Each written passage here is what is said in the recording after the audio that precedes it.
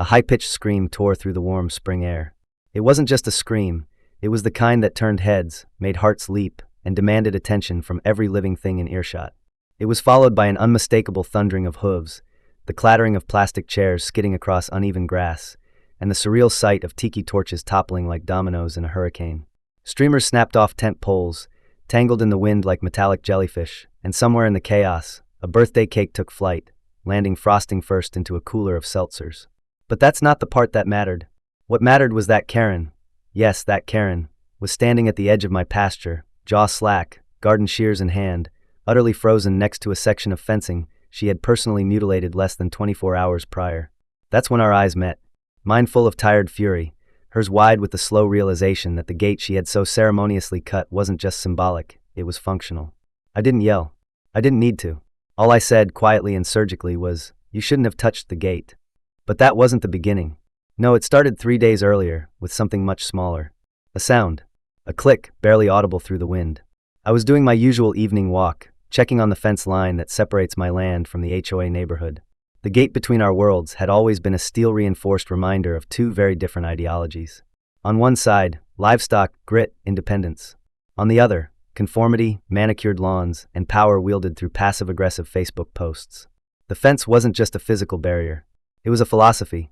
I built it after one too many confrontations with board members who didn't appreciate the aesthetics of working land. I didn't care about their unsolicited opinions. I cared about the bulls. Tank, Diesel, and Whiskey, my 3 longhorns, weren't just pets. They were trained livestock, part of a federal agricultural deterrent program designed to assist with crowd control in rural areas. Calm when respected, unpredictable when provoked, and above all, territorial. So when I saw that faint scratch on the padlock, a cold pinprick of concern needled my spine. It was deliberate, a test. Not rust, not wear. Intent. I checked the motion sensor logs from the night before. 2 pings. Both after midnight. I scrubbed through the surveillance footage, expecting maybe a raccoon or some bored teenagers. But then, there she was. Karen. Flashlight in her mouth like a spy in a bad movie, hands working a tiny metal saw through the lock like she'd watched one too many heist thrillers. I paused the footage. My coffee went cold in my hand. Karen had always been a thorn, but this was different. This wasn't HOA overreach or a snide remark about my barn aesthetics. This was premeditated trespass. This was surgical. For context, Karen moved into the neighborhood 2 years ago and immediately declared herself president of the HOA by holding a vote that no one knew was happening. Within weeks, we had a ban on wind chimes over 5 inches, a mandated shade of gray for trash bins, and a notice to an elderly couple that their garden gnomes were psychologically disruptive.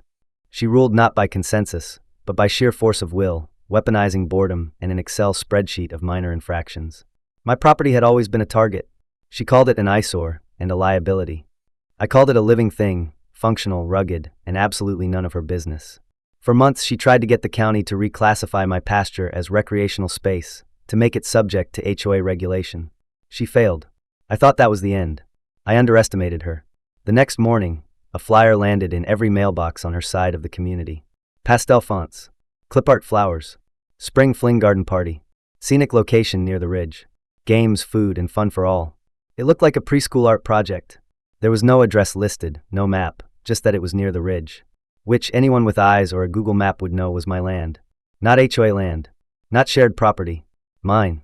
My neighbor, one of the few with a sense of humor, brought me a copy of the flyer. "Guess you're the new venue," he chuckled. I didn't chuckle. I stormed across the ridge.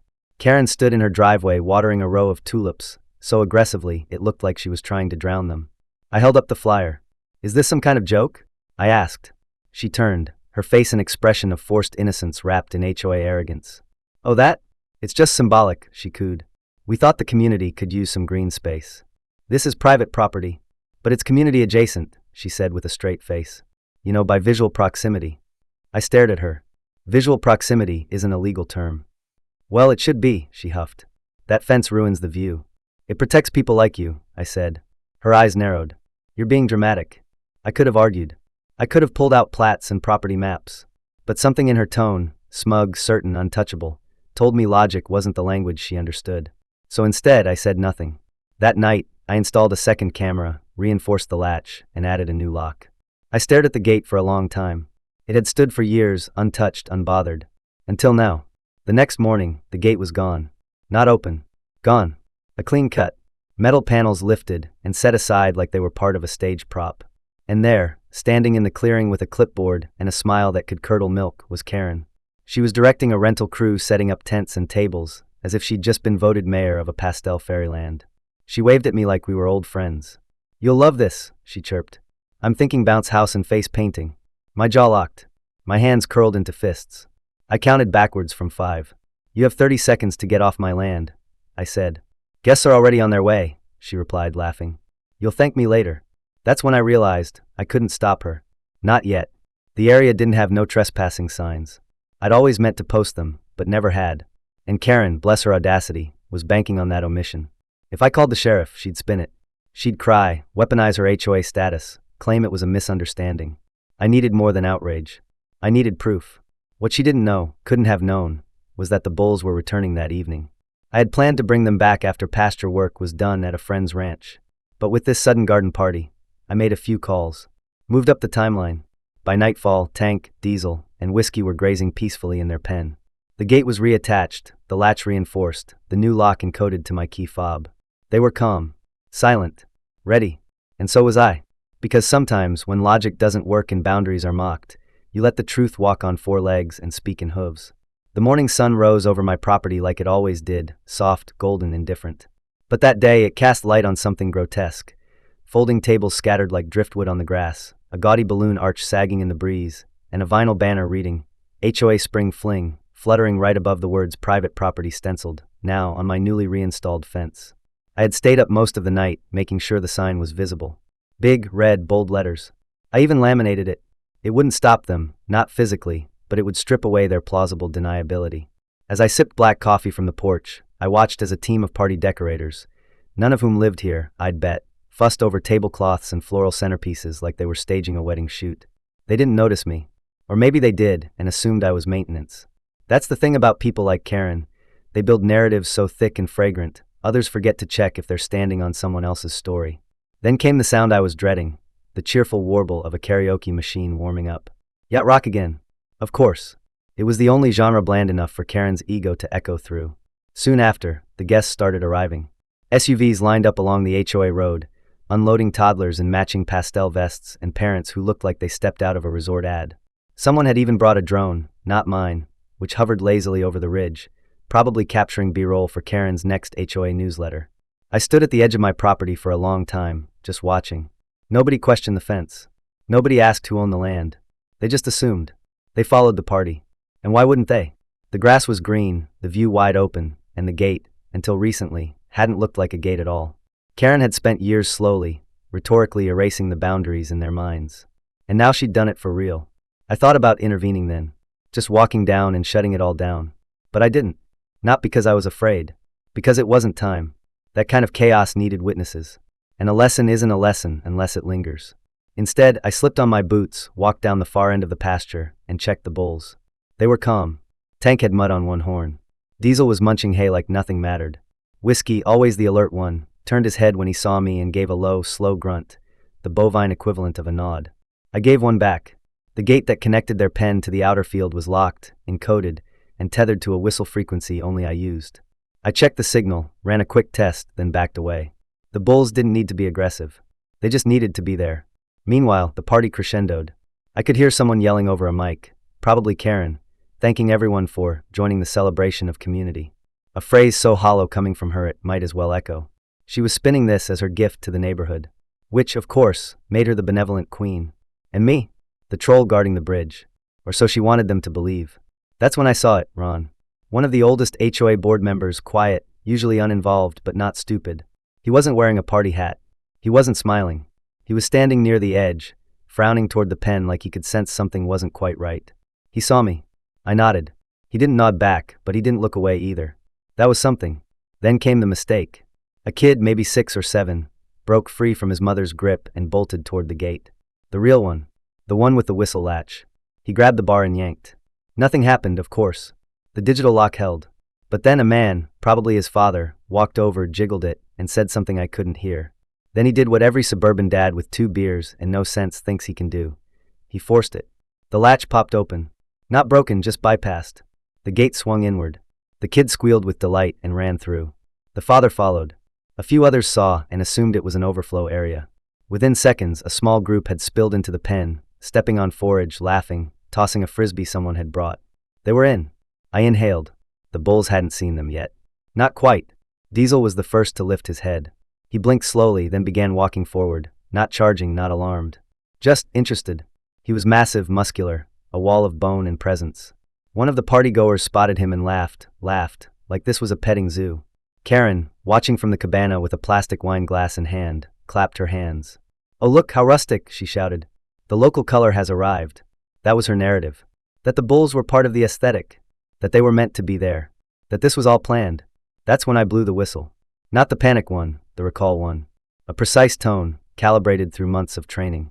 3 sharp pulses. The bulls stopped mid-step. The guests froze too, unsure why, but sensing a shift in the atmosphere. Tank turned. Diesel turned. Whiskey turned. Then, like dancers on a mark, they pivoted and began walking, slowly, calmly, toward the gate. No aggression. Just intention. And in that silence, as the music cut and even the wind seemed to hush, the presence of these animals, trained, massive, silent, spoke volumes. A woman screamed. A man dropped his drink. One guy tried to scale a folding table and slipped, crashing backward into a cooler of sparkling water. And in the middle of it all stood Karen, her face frozen in an expression somewhere between triumph and dread. She had just realized this wasn't curated chaos. This was the real world, unfiltered. And it had walked through the gate she herself had cut. She raised her arms, as if to command the bulls like a sorceress. But Tank didn't care. He sniffed the grass near her feet and walked on. Diesel paused, snorted, and nudged a plastic flamingo with such disdain it flipped end over end. That's when my drone appeared. It hovered above the crowd, red light blinking, camera pointed. Karen saw it. She looked directly at it. And she knew. Every second had been recorded. Every step of her intrusion, her performance, her illusion of power, it was all there, digitized, stored, and ready. She dropped the shears she had been holding, as if they burned her palms. I watched from the ridge, hands still at my sides, no need to intervene. The bulls circled once, then paused. I blew the whistle again, 2 long tones. They turned, almost in unison, and walked back into the pen, calm as monks. The gate swung shut behind them. I didn't move. I didn't speak. I just let the silence hold. Because silence, after all that, says everything. Karen's world had just shifted. Not because I yelled. Not because I fought. But because the ground beneath her illusion had moved, and bulls had walked through. The aftermath was a strange kind of quiet. Not peaceful, more like the stunned stillness after an explosion, when everyone's ears are ringing and no one's sure who's supposed to speak first. Guests milled around the wreckage of the party like survivors of an overly dramatic, oddly scented natural disaster. Tablecloths flapped like surrender flags in the breeze, cake smeared across cooler lids, and somewhere a speaker crackled and died mid-chorus of sailing. No one made eye contact. No one spoke to Karen. And Karen? She stood statue still beside a table half sunk into the mud, her wine glass now empty, her entire posture rigid with a kind of frozen denial, as if standing still enough might rewind time or erase the footage. But the drone's red light still blinked above her, recording every nuance. I didn't approach. There was no need. I already had what I needed: footage, timestamps, expressions caught in mid-smirk that would contradict every story she was about to try spinning.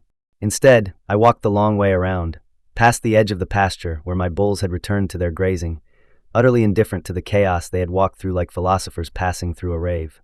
That night, I didn't sleep much. Not from worry. From anticipation. I sat at my desk, watching the footage again, this time on a wide monitor, taking notes. Karen opening the gate. Karen welcoming guests onto property she didn't own. Karen laughing.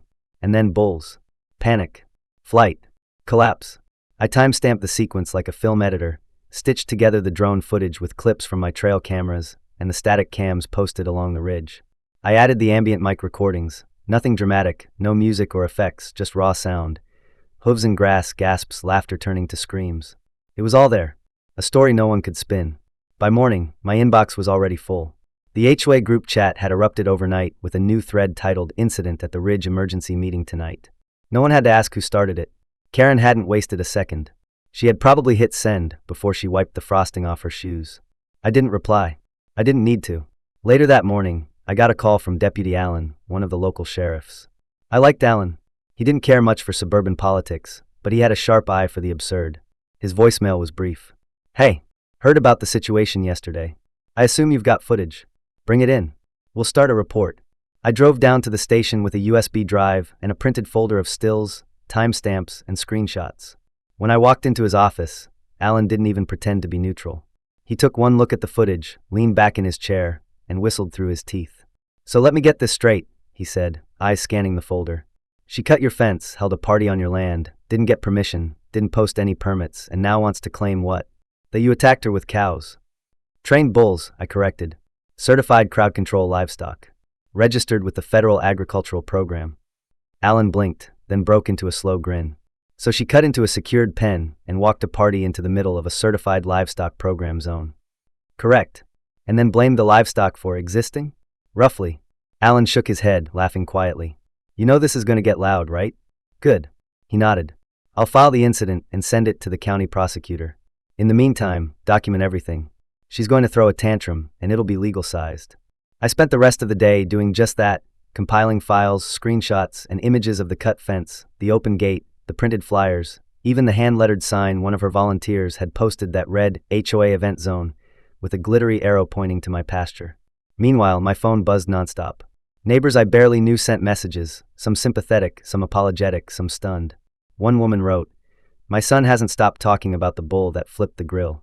He called it the best day ever." Another text read, "Can I rent your bulls next time my in-laws visit?" I didn't respond to most. Not yet. I was busy preparing for the HOA meeting. That night, I arrived early. The clubhouse smelled like lemon disinfectant and tension. Folding chairs were set up in tight rows, the projector screen at the front already glowing with the HOA logo. Karen was there, of course, sitting near the front in a pastel blazer, and, this part was new, a neck brace. I blinked. She hadn't been wearing that earlier. Theatrics, I thought. She clutched a crumpled copy of the party flyer like it was a subpoena. When the meeting started, she launched into her speech like a true performer. She claimed I had endangered the community with untamed livestock, that my bulls had charged children and destroyed HOA property, which again was my land, and that I had willfully ignored requests for cooperation. She called it a community safety crisis. No one interrupted her. Not because they agreed, because they were stunned. Finally, Ron, the quiet board member I'd seen at the Ridge, raised his hand and asked calmly, "Karen, didn't you cut the fence?" Karen turned red. "That's irrelevant," she snapped. "The point is," he retaliated. I raised my hand. The room turned. Karen saw me and froze, like she'd just noticed the judge walk into the courtroom. I walked up to the front, calm, carrying a small stack of printed images. "May I?" I asked. The board nodded. I didn't grandstand. I didn't monologue. I simply laid out the images, one by one, on the table in front of them. Karen using bolt cutters. Karen ushering guests onto my land. The gate cut cleanly open. The bulls entering calmly. The drone footage showing her watching the entire event unfold. And finally, the sign reading, HOA event zone, placed in my field. When I finished, I said nothing. The silence was thick. Karen tried to recover, claiming I had set her up, that I had engineered the chaos. I looked at her and asked, "If this was a setup, why are you smiling in the video while cutting the fence?" She had no answer. Someone from the back muttered, "Karen, maybe sit down." A few people chuckled.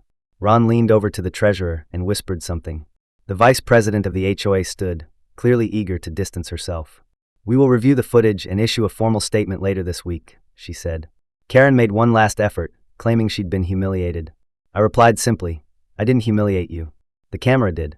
That night, I walked home under a quiet sky. The bulls were calm. The stars were clear. The silence, for the first time in days, felt earned. But I knew this wasn't over. Karen wasn't done. And neither was I. 2 days after the HOA meeting, the first letter arrived, hand-delivered, certified, and folded with the kind of pretentious precision only lawyers or narcissists use. It was a formal notice from Karen's attorney, a man whose name I recognized from local bus bench ads promising fast results and free consultations. The document was as theatrical as it was ridiculous. Karen, through legal representation, was officially accusing me of orchestrating what she called a biological intimidation event and demanding compensation for emotional trauma, physical injury, and reputational damage. She claimed the bulls had been trained not as livestock, but as psychological weapons. The phrase premeditated bovine aggression was used no fewer than 3 times. I read it once, then again, then laughed so hard I had to sit down. The only thing more absurd than her claims was the attached image, a grainy, poorly photoshopped photo of Diesel with cartoonishly glowing red eyes. I half expected the next page to feature flames and devil horns. I handed the entire packet to my attorney, Sarah, a woman as sharp as a tack and twice as fast. She skimmed it in under 5 minutes, raised one eyebrow, and muttered, "This is going to be fun." She crafted a countersuit within hours, simple, surgical, and devastating. Trespassing. Property damage. endangerment, defamation. She included time-stamped drone footage, high-resolution stills, expert statements from the livestock training program I had worked with, and 3 witness affidavits from guests at the party who were more than willing to admit they had no idea it was private property. Sarah also attached a signed letter from the sheriff's office confirming my bulls were licensed and trained under federal agricultural regulations, and that I had given notice of their return the evening prior to the incident. That same evening, I received a plain white envelope in my mailbox with no return address. Inside was a USB drive and a single sticky note that read, "You didn't get this from me." I plugged it into an air-gapped laptop, half expecting it to be a prank. It wasn't. The file was security camera footage, clear, time-stamped, and painfully detailed. It showed Karen and 2 of her friends the night before the party, standing by my fence with bolt cutters, laughing, cutting it open, and then rehearsing their lines in case they got caught. One woman giggled and said, "Just act confused, he won't press charges." Karen responded with, "Who's going to believe him?" I watched the video 3 times. On the 3rd run, I noticed something even better, a close-up of Karen's clipboard, clearly labeled Ridge Plot and Used Space Layout. That alone was proof of intent. I brought the footage to Sarah, who nearly dropped her coffee. "This isn't just premeditated," she said. "It's cartoon villainy." We added the new video to our evidence folder, now thicker than a phone book. The court date was scheduled for 3 weeks out, and in the meantime, Karen's behavior took a turn from theatrical to messianic. She began sending HOA-wide emails titled "A Leader's Burden" and "When the System Fails Us." They read like campaign speeches written during a fever dream, long rants about persecution, justice, and resisting rural intimidation tactics. One of her messages claimed she had narrowly survived an agricultural ambush and that her experience should be used to draft new HOA safety regulations. Another email included a list of questions the community should be asking, such as whether livestock should be allowed within visual range of family events and whether weaponized animals violated suburban values. That phrase stuck.